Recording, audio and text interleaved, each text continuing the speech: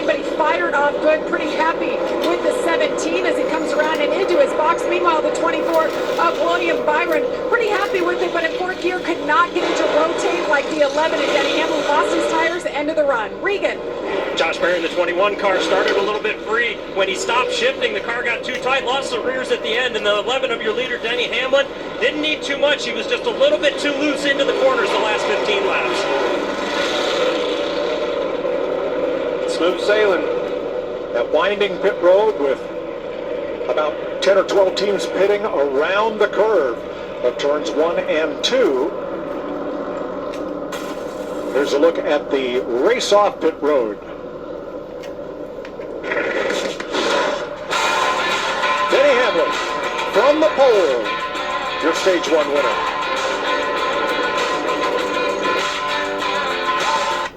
If you have a guy in front of you make a pass, you have to push hard and be there to fill that void, or they're going to come down and take your exit away and you're in trouble. Bubba Wallace took advantage, moves on Priest. That's for 10th place. Christopher Bell fills the slot on the inside. Elliott's gone to the inside with Larson on his bumper. Yeah, and as much of this is about defense, trying to put yourself in a spot to, when you shove somebody out of the way, keep yourself from getting shoved back out of the way. So you got to run a lot of defense here at Martinsville, as well as being aggressive on the offense. Keep an eye on Kyle Larson because he is the first car on fresh tires. See what he can do with them.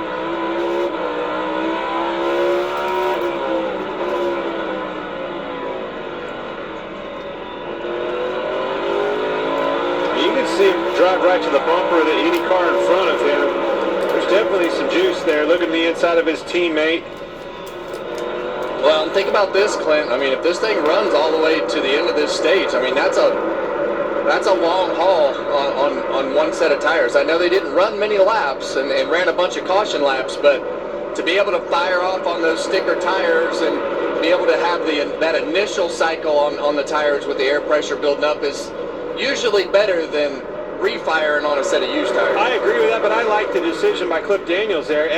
My car wasn't quite good enough, so it gives you a chance to make another adjustment and not, at the sacrifice of some good track position. We're kind of right there on the back side of that anyway. Let's put tires on and see what we can do the rest of the run. Regan? Well, Clint, just to follow up on what you were just saying there, that first run of the race, Kyle Larson way too on top of the racetrack, just didn't have the grip that he wanted, but those 9 laps that we fired off after the stage break, he actually liked it. That was purely a strategy play. Check with the team. That was strictly to get tires and do something different right there. Up in 6th place, Ryan Blaney moves up. He has passed Tyler Reddick to get into the top half dozen. But as you just impressing me. We keep saying this and talking about his progression. It just keeps getting better and better. We talked about the strength with the Toyotas, but this kid's doing a great job. I thought when we got into traffic, you'd see Logano and some of that experience behind him run him down, but that's not the case. He's holding suit with his teammate Denny Hamlin just fine. They get him in the lead, you might just see our first win for Ty Gibbs. And I mean, let's not forget the success that this kid had. In the O'Reilly Series and the ARCA Series, all the things that he did coming up, he's a winner. And, I think that his expectations are to go out there and win. So first thing you got to do to win is be up there in the front and be competitive all the time. You keep yourself in the top 5 like they have the last several races and have the speed in that car, you're going to win some races.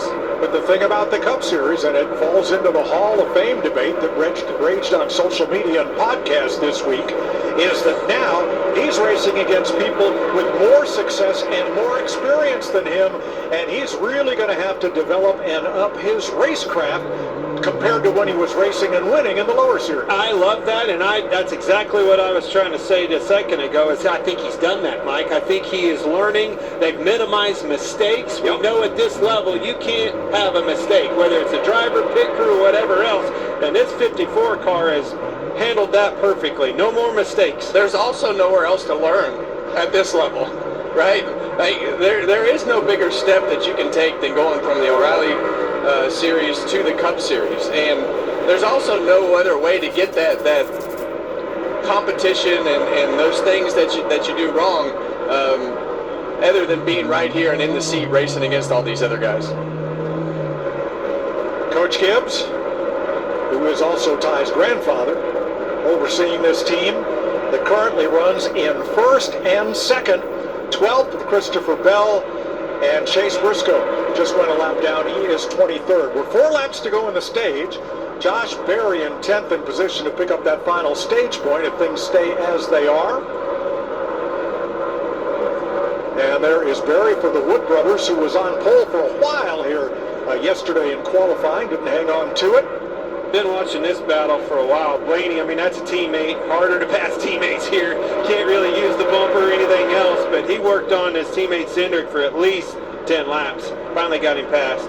Yeah, and just what we talked about earlier, you know, Cindric not able to get back down, and William Byron sneaks to the inside right there to try to take that 5th position away.